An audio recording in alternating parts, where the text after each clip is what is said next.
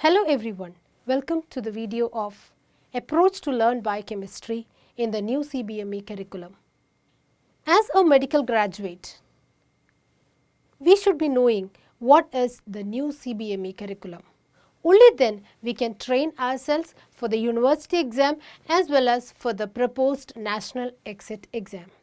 So the aim of my video is to make you aware of what is the new perspectives in the new CBME curriculum and how to learn biochemistry. Let me introduce myself. I am Dr. Rebecca James, Associate Professor of Biochemistry. My expertise in this regard is I am a resource faculty of Regional Center for Medical Education Technique under National Medical Council. I have completed advanced course in medical education by NMC. Moreover, I am a teacher of first MBBS for the past 16 years. So, without any further delay, let's go into the video. The objectives of this session is number 1, what are the changes in the new curriculum?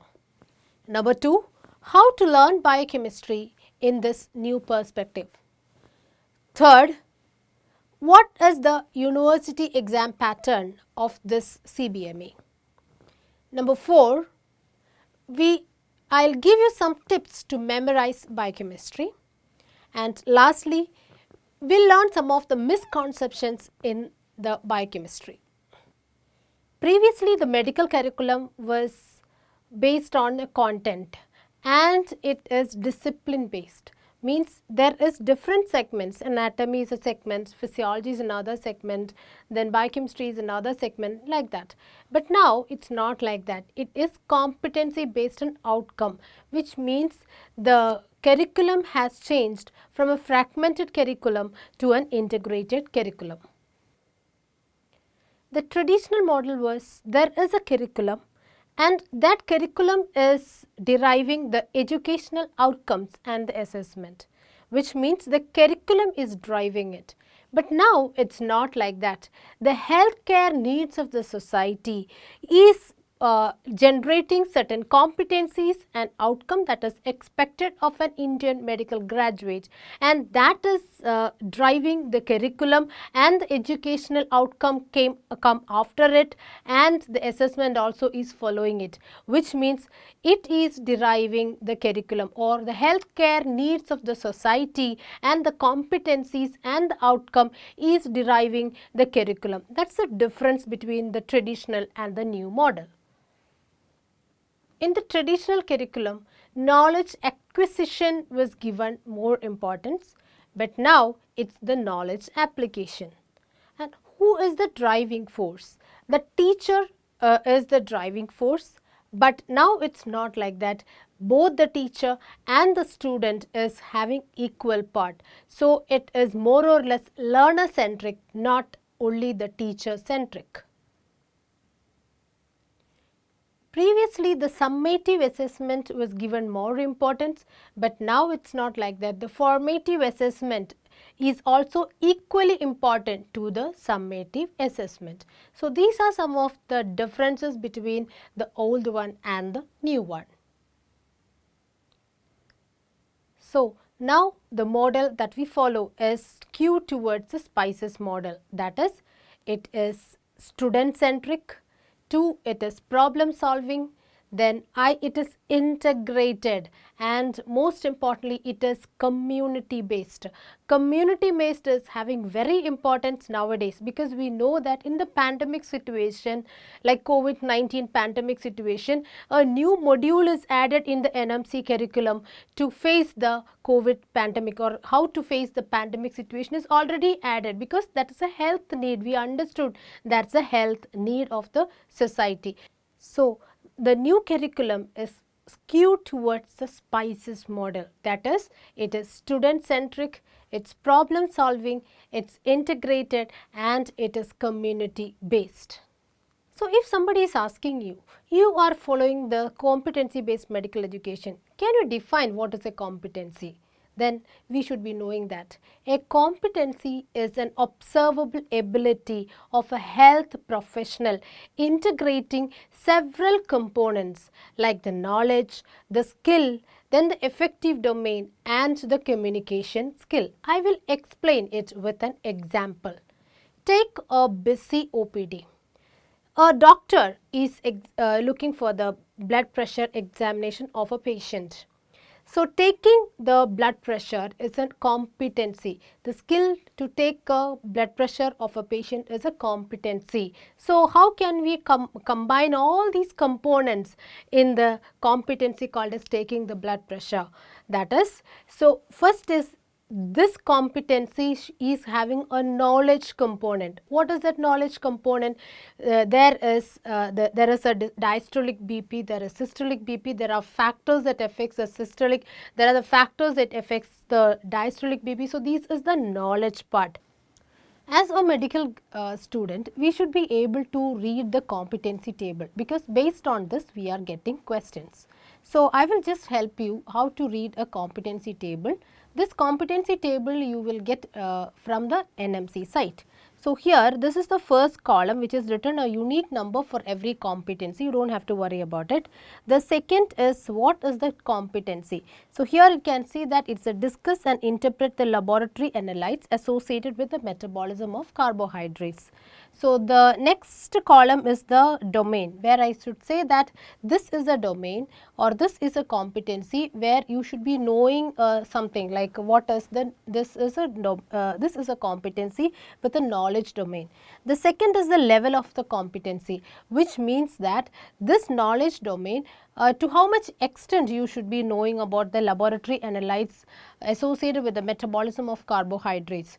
We should be able to take this knowledge level to the know and the know-how level, which means you should be able to analyze the values that you get from a laboratory report. That is what is called as the KH level. Then the suggested TL method.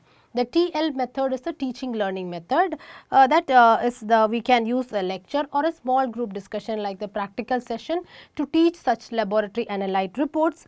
And how can you assess that competency, whether you have attained that competency or not, that is called the suggested assessment method is also given in the competency table, which is in this case a short note or a viva voce is enough.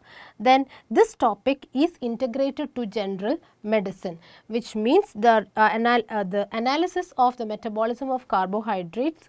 We should be having that knowledge not only in the biochemistry, we should be having that knowledge when we are reaching the final year also, which means this topic is integrated to general medicine. Now, another thing I will give an example of another competency where it is given perform urine analysis to estimate the determine the normal and the abnormal constituents. So, this is something which we have to perform, which means the domains are knowledge and there is a skill domain because we have to perform it, right. Then we should be able to, S stands for show, we should be able to show it, we should be able to show how, SH means show how, and finally for your practical examination we have to perform it. So, that is what is called as the level of the competency, show how and the perform. Now, how can you use or how can you teach this competency is given in the competency table, that is DOAP session. It means demonstrate, then you can observe, then A stands for assist, and finally you should be able to perform the urine analysis and to estimate and determine the normal and the abnormal constituents of urine. So, that is the session. Usually what we do in the practical lab is the DOAP session, demonstrate, observe, assist and perform. Then what we can do as an assessment method here is the skill assessment, where this is a certified skill that you have to attain when you have finished or once you have completed your first MBBS, you should be having a skill certification of performing the urine analytes. And finally, this is show how or whatever what we have attained in the first year, this is integrated to general medicine and also it is integrated to physiology. So, this is all these things is beautifully written in the competency table and we should be able to read the competency table. Once we have learned what is the competency, what is the competency table and how to read a competency table, we are now going to see how we can learn biochemistry in the new CBME curriculum. So, basically the major difference is previously it is just mugging up of a lot of things and all. So, it is just swatting upon and it is exam focused. But now the difference, the major difference that we have to change in the attitude and in the way that we learn is that we are not a learner just for the exam. We are all lifelong learners. Then we should have a problem solving approach. Rather than just learning the metabolism of glycogen, we should be able to know why we are learning the metabolism of glycogen. That is why it is conceptual and self-directed learning, which means we are rather than the teacher telling you this you should learn like that, the learning process should start from the students. That is why the new curriculum is student centered. That is what is called a self-directed learning. As a summary, the basic difference that we should take in the new curriculum is that integrated learning with clinical approach. I will give you examples. One example is if we are learning the glycogen storage disorder. Now, there are two important clinical features in the glycogen storage disorder: hypoglycemia and exercise intolerance. Why there is hypoglycemia in the glycogen storage disorder? It is because the glycogen is the one which is supplying the blood glucose when the body is going in for the early stages of fasting. So, if there is a problem in the metabolism of glycogen, this glucose cannot be provided because the glycogenolysis is not taking place. So, that is why generally in glycogen storage disorder there is hypoglycemia. So, that is integrated learning with the clinical approach rather than just swatting up things. Now, I will just give you some tips to learn the biochemistry. That is, what we can do is that we can prioritize the topic when we are learning biochemistry. For example, if we are learning metabolism of carbohydrate, don't start from the page 1 of metabolism of carbohydrates to the last page. What we have to do is we have to prioritize the topic. How we can prioritize the topic? The prioritization is based on its clinical application. So, whichever topic is having clinical application, that has to be taken first. That is how we have to prioritize the topic. So, one way to prioritize the topic is based on its application. So, metabolism of carbohydrates, if I am saying totally, the most important will be the regulation of the blood glucose, then the diabetes mellitus, the glycogen storage disorder. So, that should come to the top.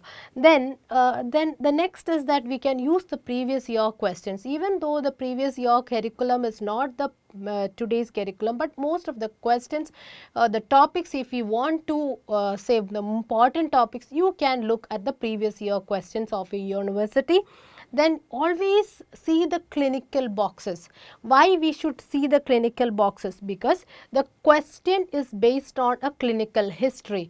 So, I will give you the example of a university paper, you will understand that. So, most important is when you are learning metabolism of carbohydrates, you pick and choose some important applied topics like diabetes mellitus, the regulation of blood glucose, the glycogen storage disorder, like that, and you have to write it on the top of that metabolism of carbohydrates, and you have to learn those topics with much important, rather than just learning from the page 1 to the last. You just go through such topics and then you come back and learn from the first page to the last page. So, always you should make it a habit to prioritize the topic.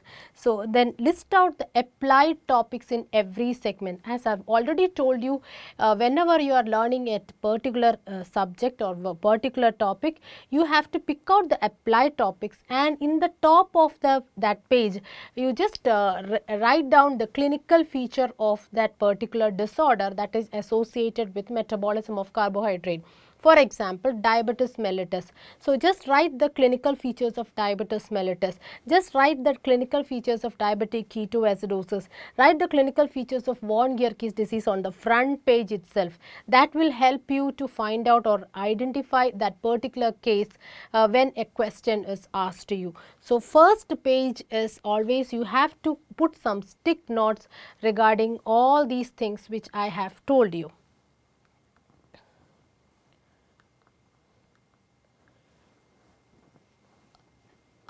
Usually when we write university exam, we should be a bit careful. How when you write this university exam, always make it a habit to learn. When you are preparing for your MBBS or university exam, make it a habit to learn the headings and the subheadings.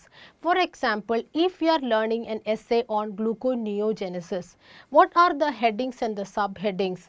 The first thing is that what is the definition, what is the organelle, then what are the substrates of gluconeogenesis, the key enzymes of gluconeogenesis. So, these are the headings and the subheadings. So, on the top of that particular essay, you just make a list of the headings and the subheadings and paste it on the top. So, whenever we are learning the essay on gluconeogenesis, just go through that headings and the subheadings first.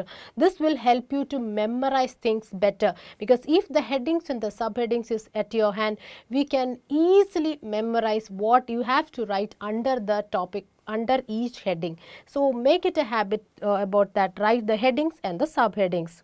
Then drawing diagrams is very important for university exam. I need not have to explain about the importance of drawing the diagrams. Then always write as bulleted points. When you are writing the substrates of gluconeogenesis, you have to write first substrate, then the second substrate. You have to write it as bulleted points rather than just writing it as paragraphs. That will give you good marks.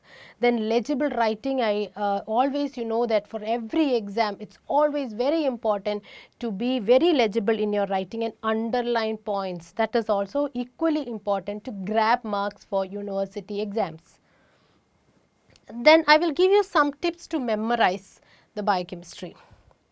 The first thing is that I told you, when you are learning any essay or important topics of biochemistry, you have to list out the headings and the subheadings, or enumerate the headings and the subheadings of that particular essay. So, first, when you are learning that, you should be thorough with the headings and the subheadings. If you have a proper headings and the subheadings, I will say that half marks, halfway you are done. So, always write the headings and subheadings of all the essay topics and all the short notes that you are writing. Then read all the boxes and the headings of every chapter. Most of the headings and the subheadings you can get from the book itself.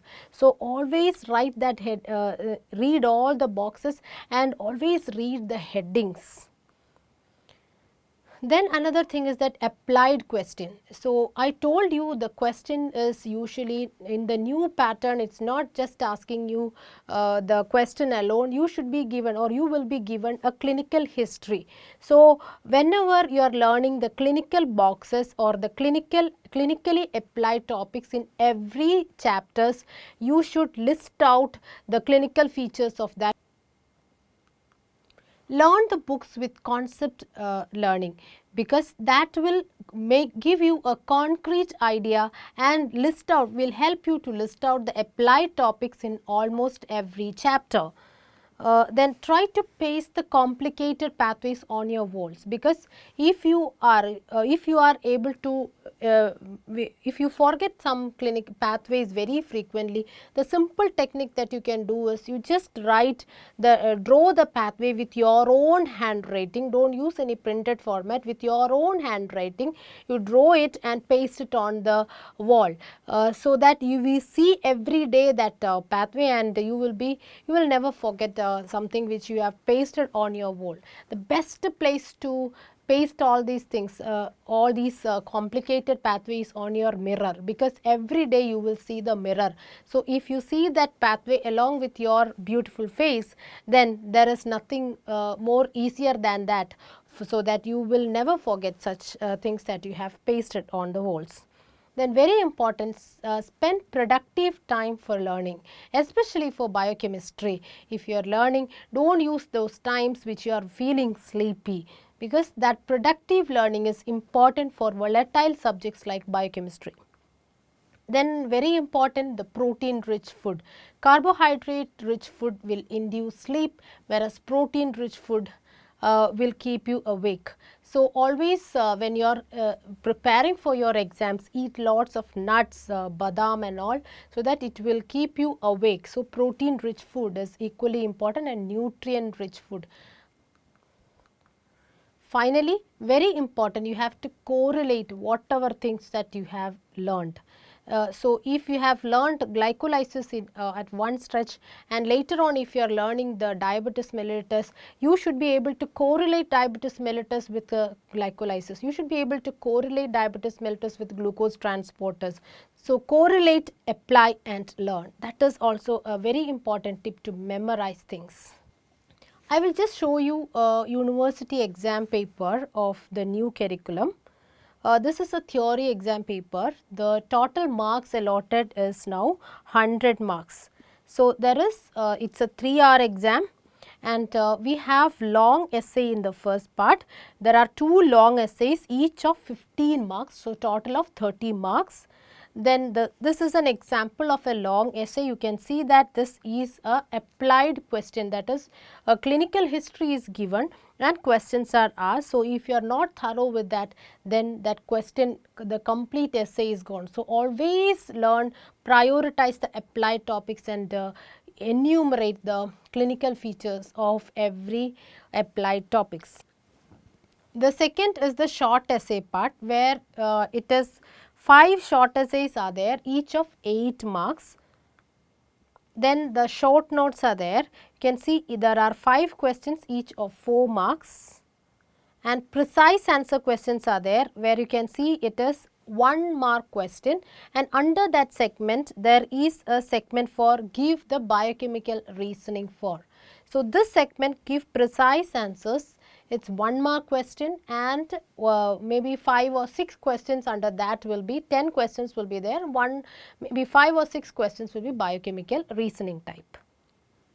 Now I will just give you an example of a university practical examination model. The first thing that we have to do is a qualitative analysis. Under that we have to look for the normal and the abnormal constituents, and the quantitative analysis. In the quantitative analysis, you have to estimate the amount of glucose, urea, creatine, total protein or albumin, depending upon what is the question. And remember, these questions will be clinical questions, and you should be able to find out what is the analyte that you have to estimate. For example, if a question is on nephrotic syndrome, what is the analyte? Estimate the serum urine albumin will be the question. Remember, these questions will be clinically oriented questions, so that a clinical history will be given to you, and you should be able to find out what is the analyte that you have to measure in that particular case. So depending upon what is the question, you have to change and find out what is the analyte that you have to estimate. The second is the third is the chart discussion, where a chart is given to you and you have to find out.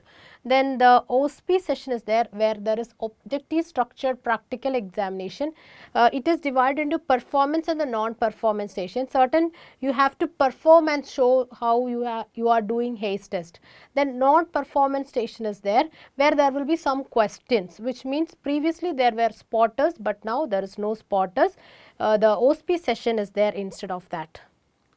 So this is how the university practical examination is designed. Now I will just enumerate some missing essentials of biochemistry. The first thing is that in the new pattern of curriculum, we have to see biochemistry as a clinical subject, not as a pure basic science. Then very important is the conceptual learning. Rather than learning everything, you should be able to find out what is the concept and you should be able to apply it. That is what is called as a problem solving and applied learning. Then don't learn from the first page to the last page. Maybe for your first reading you can do that, but when you are preparing for your exams, you have to find out what is important, then only you have to learn it. then that's why I said prioritize the topic and learn it with interest towards the subject and love towards your profession. We are learning because we have to save the patient's life. We have to, that is why we are learning. Then only we can enjoy the learning. Then you have to always set your goals. That is what you want to become in your life. Like that you have to set what is your goal. Finally, a word about what are the books to learn if you are preparing for university exam. In every syllabus that is given, what are the books that you have to follow. So, you can see the syllabus that is given to you and find out what are the books that you have to learn, and you can follow the books.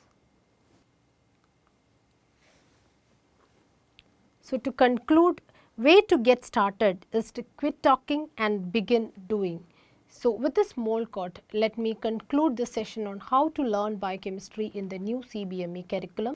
So, if you have any doubts regarding how to learn biochemistry, and if you have any doubts in the subject, please feel free to contact me, and you can put in the comment section so that I will give the replies to you. Thank you.